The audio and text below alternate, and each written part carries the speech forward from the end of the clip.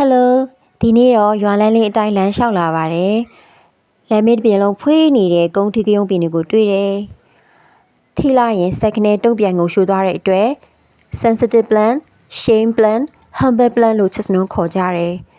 ပုံမှန်ဆိုရင်သူကညမှအလင်းအောင်မရှိတော့မှအရွက်တွေကအိတ်တာလေ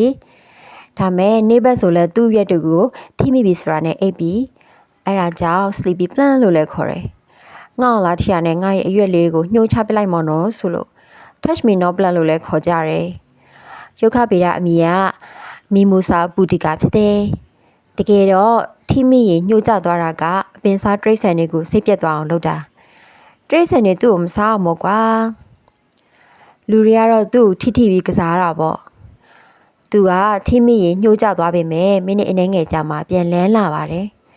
သူကအရေးမကြိုက်ဘူးအပူပိုင်းဒေသမှာပေါက်တယ်ပဲမျိုးရင်းထဲမှာပါတဲ့အတွက်အမြစ်တွေကမြေကြီးထဲထိုးဖောက်မှုအားကောင်းတယ်ကုန်းတကယ်ဆိုတဲ့ဒီအပင်ကမျက်ပြင်သက်သာပဲလေဘာလို့တကူတကကြီးဗီဒီယိုရိုက်ပြီးသူ့အကြောင်းကိုအကျယ်တွင်းပြောနေရတာလဲဆိုရင်သူ့မှာလူတွေသိကိုသိရမယ်ဘူးသရတွေရှိလို့ပေါ့ကုန်းတကယ်ပင်ကဒဏ်ရာတွေကိုတတ်တာစေတယ်ကုန်းတကယ်ရက်ကိုရေဆေးထူထောင်အရင်ညစ်ပြီးအနာပေါ်လိမ့်မေးရင်အနာချက်မြန်တယ်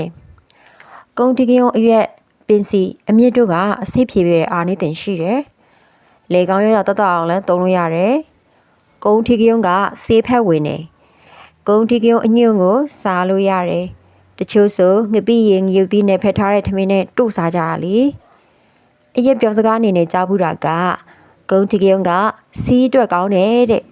။ကုန်းထီကယုံကိုကြိုချက်ပြီးတောက်လို့ရတယ်။ကုန်းထီကယုံကဆေးဖက်ဝင်နေဆိုပေမဲ့အလုံးစုံတော့မသုံးသင့်ပါဘူး။ဘာကြောင့်လဲဆိုရင်သူကသေးပေါင်ကြစေတယ်သွေးချိုကြစေတယ်အဲ့တော့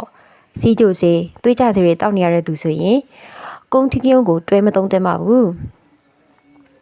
ဆေးဝါးလုပ်ငန်းတွေမှာဆိုရင်အောင်ကျနဲ့ပတ်သက်တဲ့ဆေးဝါးတွေမှာကုန်းထီကယုံကိုထည့်သွင်းဖော်ဆက်ထားပါတယ်ဘာကြောင့်ဆိုသူကဆေးပစ္စည်းမှုရှော့ချပေးတယ်အာယုံကြောပေပန်းတွဲနေတာကိုတက်တာစေတယ်အိပ်ပျော်ဖို့ခက်ခဲတဲ့သူတွေကိုနှစ်ချိုက်စွာအိပ်ပျော်စေတယ်စိတ်ကြည်လည်လန်းဆန်းစေတယ်။ကုန်းထီကယုံရွက်လေးကိုထိလိုက်တာနဲ့ပုံစံပြောင်းသွားတာလေးကကိုကို response လုပ်တယ်လို့ခံစားရတယ်။မြန်မာပြည်ရဲ့မြို့ပြမဟုတ်တဲ့နေရာတွေမှာတွေ့နေကြလမ်းဘေးမြက်ပင်တနည်းရှိရလို့တော့မထင်တဲ့အပင်တွေပါပဲကွာဆိုပြီးတချို့ကတွေ့ရင်တွေ့မယ်။ဒါမဲ့နော်ကုန်းထီကယုံပင်ကိုလေပန်းရဲမှာအလားထည့်ဆိုင်ထားတာမျိုးလဲရှိကြောင်းမှာဒါဟာဆိုရင်သူကဘယ်လောက်အရေးပါတယ်ဆိုတာအသုံးဝင်တယ်ဆိုတာလှပတယ်ဆိုတာတက်တယ်ပဲပေါ့